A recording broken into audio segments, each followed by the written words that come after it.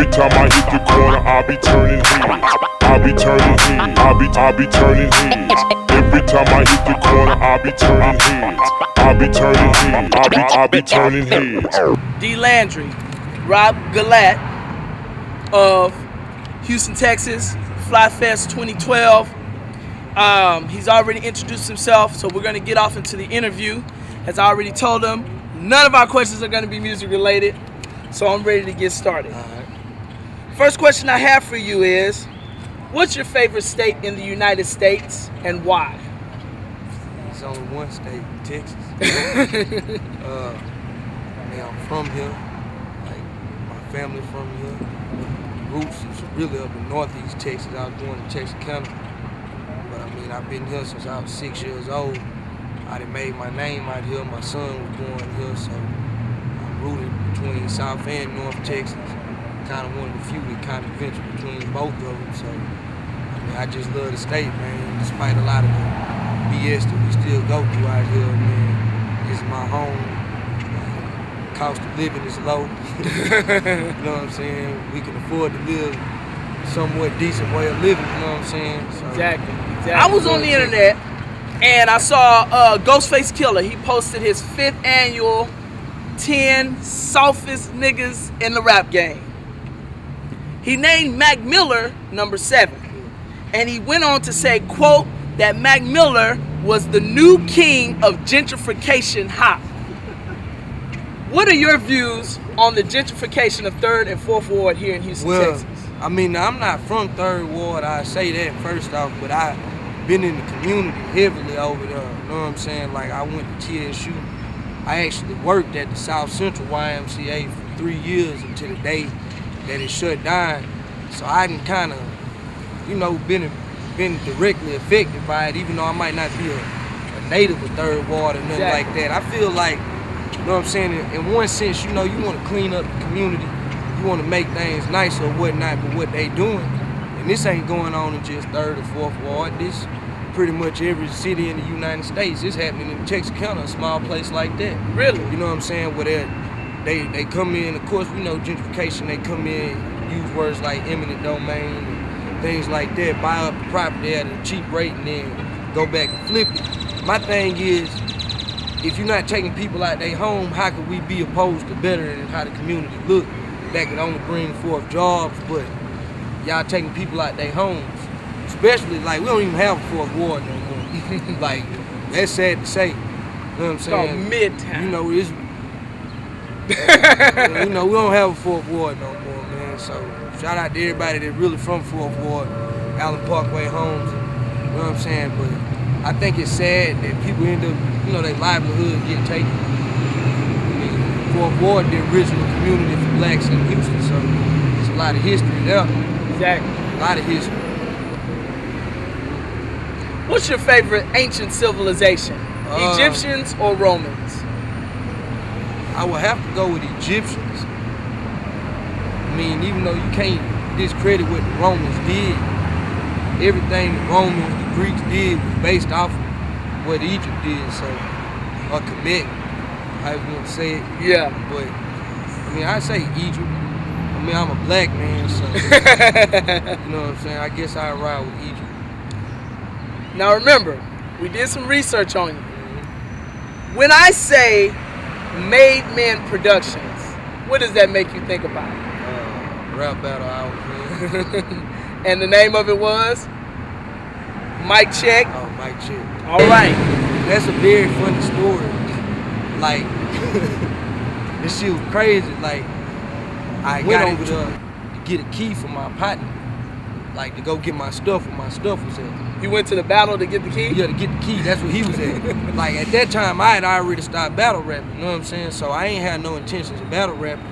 And I went up in there, and the dude, like, he recognized me or whatnot. He was like, man, Crick. I'm like, I'm definitely not finna pay y'all. I ain't even in battle rap shape. Nigga fuck around and beat me. That's why if you see, like, the first one, like, I tell them boys, like, man, if y'all don't beat me in the first round, y'all not gonna win. Like, I guarantee you that. Y'all only chance of winning is gonna be, like, to get me while I'm real rusty. I was rusty the first round, and then by the second time, this one dude got up there, and he kind of started disrespecting. He wasn't even really a good rapper. but he started disrespecting me. So I just let him have it and let him know he wasn't really even on the level I was on. And like, I wanted the money, long story short.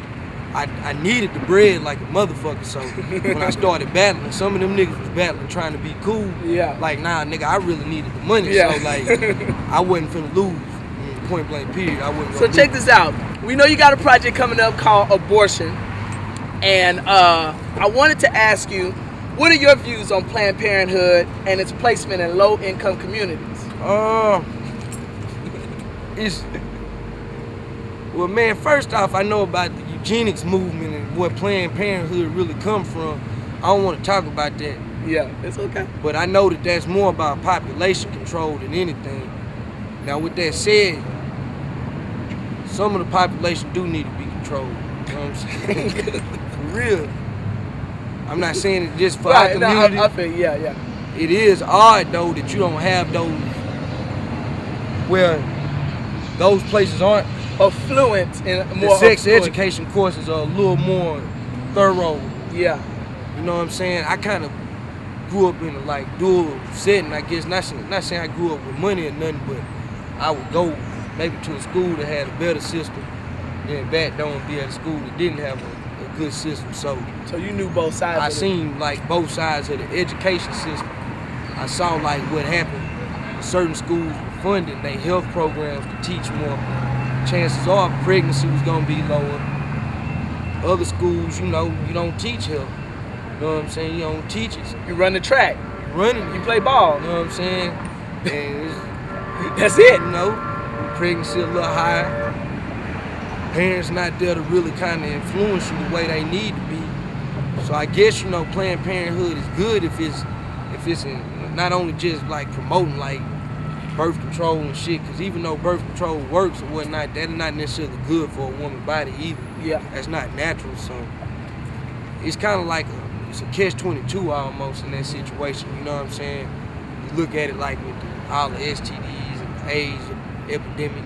Exactly. Yeah, you know what I'm saying? It's necessary to have these free clinics in the community, but like when you look at it in the sense of like, man, like what is that really promoting? Is that promoting safe sex, or is that promoting, hey, go be reckless, but come right here and we'll take care of it? Take care. Yeah. So that's just a matter of choice, I guess. It's like putting the Band-Aid on the gunshot wound. Yeah, You like to say to them right now. I'd like to say if you a fan of my music and you one of the people that like be letting, like, I don't want to say like I got a bad reputation or nothing, but you know, letting maybe my Twitter opinions and y'all know me or whatever, don't let that be the reason why you don't tell nobody you fuck with my music. You know what I'm saying? Ultimately, I'm an artist.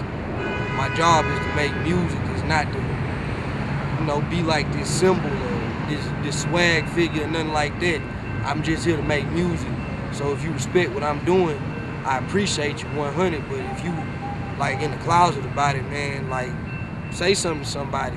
But for those that's been rocking with me or maybe ain't been rocking, but it came along later now that they kind of start seeing the movement change a little bit, man, I appreciate y'all for real, man, because it's a discouraging business to be in. You know what I'm saying? So just to have people that support you, especially people that don't necessarily know you, that's a, you know, that's a odd, like, I ain't gonna even say odd, that's an ill feeling. Yeah. You know, the people, like, it's generally people out there that only know you because of what you've honestly always wanted to do. In my case, I'm not one of them people who just, like, picked up rapping as a hobby 5-6 years ago. Like, I'm 27. I wrote my first rap at 3 years old. Like, I'm not saying it was like a good rap or nothing like that, but the point is, I've been affected by this culture my whole life. Yeah. So it's like, I think it shines through in my music, at least I hope it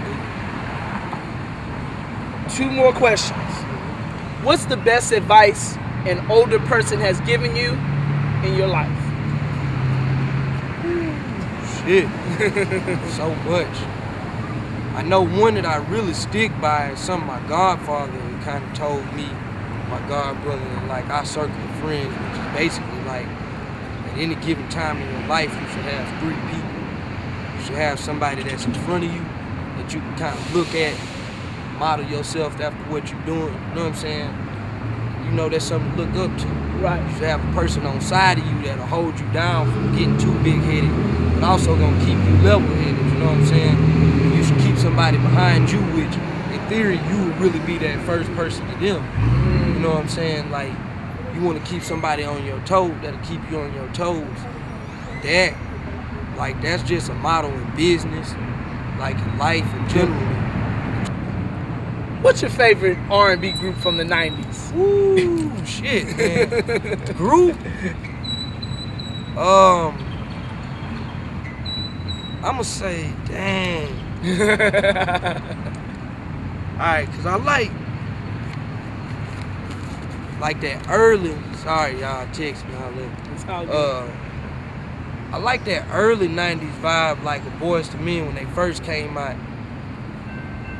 I like Guy. Really, man, I wish you just said solo artists. No, group. Like there's so many to say one. Cause it's like the early 90s vibe is different than the mid 90s. Like I say from 90 to 93, I gotta go with Jodeci. Woo! Like, I would say Boys to Men, but when they got too soft for me, you feel me, I wasn't feeling it. They were singing "I'll Make It Love." Yeah, you know, I wanted to hear some knocking boots and H-Town type of shit. So, I'm gonna say Jodeci. Okay. Then from like, I guess my middle school years, like from 95 to like 98, 97, I think 112 had just hit the scene. Okay. I like them. ATL. I know it was somebody. I used to like Drew Hill, you know what I'm saying? They was jamming. Blackstreet. One group though. I don't have one, man. Okay. I can't answer that. That's cool. I will say my favorite R&B singer of the 90s though. Sue me, I don't give a fuck, man. R. Kelly. Pied Piper R&B. Hey, pre-pissing R. Kelly. Putting y'all on game. This is what I like about you, Rob, because even though it's trill hip hop, still he can switch it over to the R&B and then flip it over and tell you about current events and politics. And this is what I love. So with that being said, appreciate you, my brother. Be sure to check this dude out. If you have anything to promote, now would be the time. Abortion, the project. Supposed to be out April 13th. I had some setbacks. It will be out before Flyfest, so y'all at Flyfest, make sure you fuck with me. Like, shout out, man, I got to shout out Turnin Headz, man. Like, for real. I'll be honest. People that know me know I've been kind of vocal about not selling tickets and giving money back to people. Because I feel like that's kind of like, I'm up there performing, but the love they done showed me, it was nothing for me to even just check my ego and sell these tickets, man, and do whatever for them. Hector been a big shout out to him, you know what I'm saying? He been real humble and real, you know what I'm saying, good dude. And I'm gonna say dirty and nasty, that's what I know. But shout out to my man David, One Entity Productions, and On Deck Music is my situation. And we just got a lot of things planned. Be on the lookout. I'm putting on my first show ever, like my first headliner show. Like sometime at the end of May. It's gonna be at the Mink.